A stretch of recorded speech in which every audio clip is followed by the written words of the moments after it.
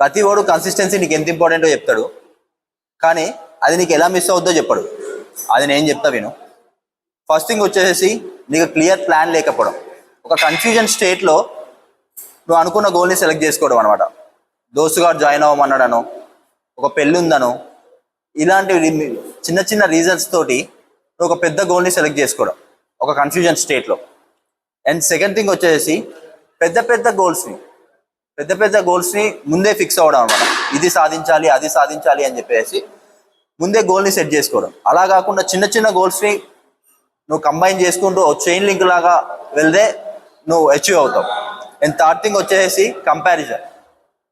నువ్వు జిమ్లో జాయిన్ అయిన వెంటనే ఎవరో ఒకరితో కంపారిజన్ చేసుకోవడం స్టార్ట్ చేస్తావు అనమాట. నీ జూనియర్ కంటే నువ్వు బాగున్నామనో, నీ సీనియర్ కంటే నువ్వు బాగాలేవనో, ఇలాంటి కంపారిజన్స్ చేసుకుంటూ ఒకవేళ నువ్వు అనుకున్నది జరగకపోతే మాత్రం వెంటనే ఆపేయడానికి ట్రై చేస్తూ ఉంటావు.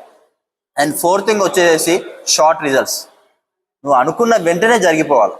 ఇది అయిపోవాలి వెంటనే ఇంకోటి చేయాలి, ఇది అయిపోవాలి ఇంకోటి వెంటనే చేయాలి అంటే అది కుదరదు, ఖచ్చితంగా కుదరదు. ఓకేనా? అండ్ ఫిఫ్త్ వన్ వచ్చేసి ప్రియారిటైజ్. చెత్త వాటికి అన్నిటికీ కూడా టైంని క్రియేట్ చేయకుండా ఉన్న టైంని మంచిగా నువ్వు ఏదైతే చిన్న షార్ట్ గోల్స్ని పెట్టుకుంటావో కంప్లీట్గా దానికే నువ్వు మైండ్ అయి ఉంటే చాలా బెటర్. ఇక దీన్ని మెల్లమెల్లగా బిల్డ్ చేసుకుంటూ వెళ్తే కన్సిస్టెన్సీ అస్సలు మిస్ అవ్వదు. Thank you.